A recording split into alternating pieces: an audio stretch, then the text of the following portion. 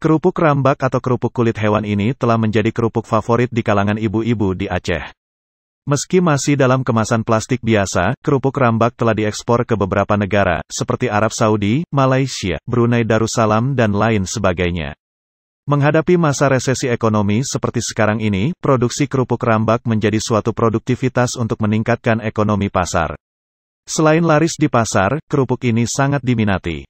Usaha mikro kecil dan menengah (UMKM), usaha keluarga ini merupakan usaha sangat potensial bergerak dalam hal perdagangan, dikelola oleh Pak M. Nur, salah seorang warga Sentosa, Berenuen, Pidi Aceh.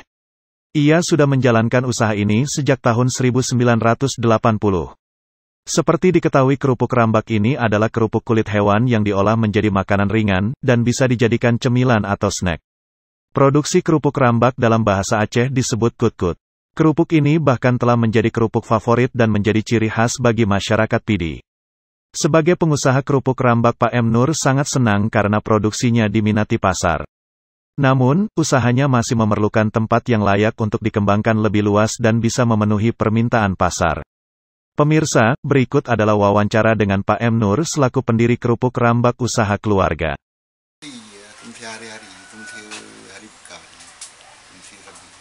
Jadi kulit kah nak lagu, nak mahoba, cok tamon ilmu kaum tempu.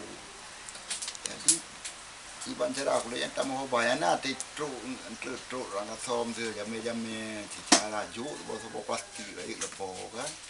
Jadi kita kalingnya pergi truk ulah tert cantik, betul ngembru, kayak tert, kan,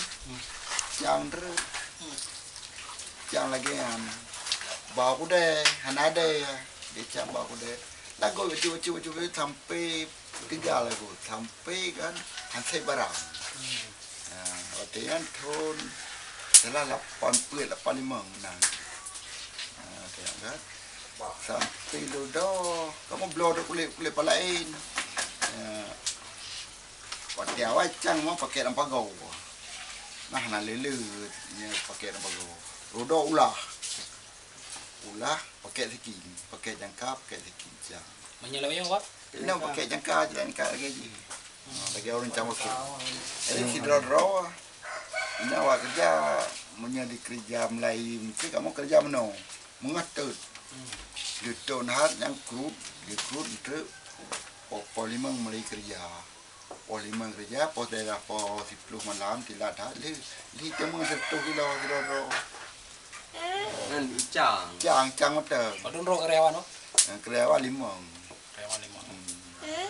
Gaji itu kan?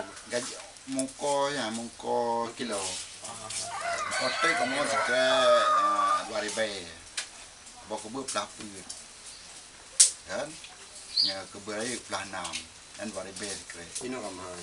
Yang kau krut, kan? Sekitar 5,000.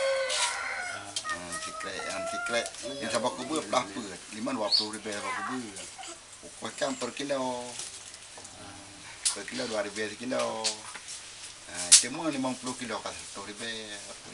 Cuma lah pen dekat pakai kilo wartu. Berarti punya kerja sesuai dengan dia. Okey, han kecewa kerja. Kerja bangunan minat sektor ya, kan lalu kerja kamu itu mau paling dekat sektor 80 dengan waktu kan. Berarti ya cok lagi pak no? Keno, kamu kenal langanan tinggal kan, juk mentah. Nanti dia cok no kan. Kerupuk ini memiliki tekstur yang berbeda. Selain tidak berbau, aromanya khas. Untuk mengenal kerupuk ini Anda mesti berhati-hati untuk membelinya. Di Aceh kerupuk ini mudah didapatkan di pasar dan sering dijadikan sebagai kerupuk favorit dambaan ibu-ibu.